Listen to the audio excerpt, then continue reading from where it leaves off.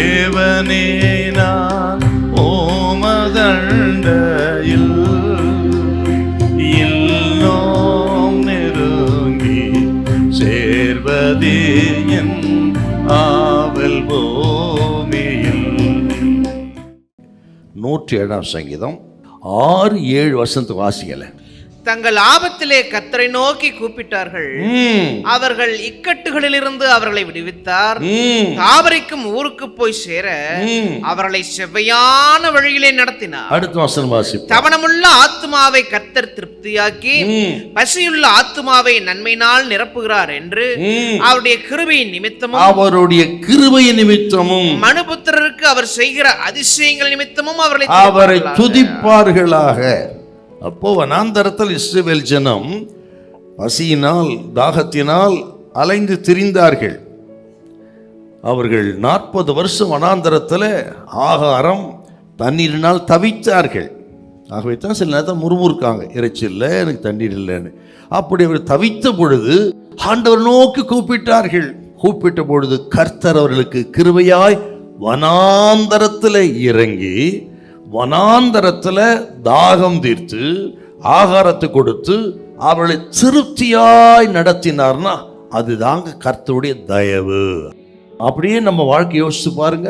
கடந்த மாதத்தில் எத்தனையோ விஷயம், எத்தனையோ தேவைகள், எத்தனையோ நெருக்கங்கள், எத்தனையோ பாரங்கள், நமக்கு வெளியே சொல்ல முடியாத வேதனைகள், தவித்திருக்கிறோம். நம்ம அப்படி தவித்த பொழுது ஜெபத்துக்கு வந்து ஒரு சின்ன ஜெபந்தான் பண்ணியிருப்போம். ஆண்டவர் பெரிய அற்புதங்களை செய்தார்னா தயவு. அவர் தயவு இல்லாமல் இந்த மாதம் முந்தே இருக்க முடியாது. நம்ம தவித்த பொழுது ஜெபத்தை கேட்டு கூக்குரலை கேட்டு திருப்தியாய் நடத்தினாரு. அப்புறம் பாருங்க, நீங்கள் 10 முதல் 16 வசனம் பார்த்தீங்கன்னா, ஜனம் கீழ்ப்படியாமல் போன பொழுது சிறைப்பட்டு போனார்கள். இஸ்ரவேல் ஜனம் சிறைப்பட்டு போனாலும் அவர்கள் போகட்டும்னு மிதிக்கல ஆண்டவர். அவர்கள் சாகட்டும்னு விட்டுவிடலைங்க. விசேஷமாய் அந்த 70 ஆண்டுகள் அவர்கள் சிறைப்பட்டு இருந்தாலும் அவர்கள் கூப்பிடுதலை கேட்டு அவர்களுக்கு இறங்கி கிருபையாய் அவர்களை ரிலீஸ் பண்ணி மறுபடியும் தங்கள் தேசத்துக்கு வந்து தங்கள் தேசத்தை கட்டி கொடு கிருபை கொடுத்தார். அதுதான் தயவு. கடந்த நாட்களிலே நம்ம எத்தனையோ விஷயங்களை சிறைப்பட்டு இருப்போம்.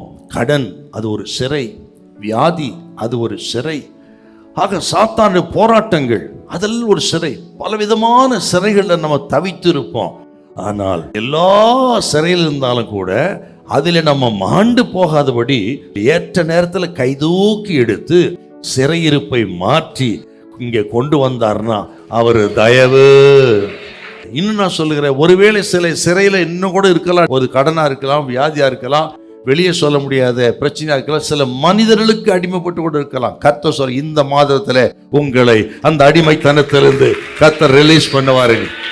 ஹல்லேலூயா, ஹல்லேலூயா.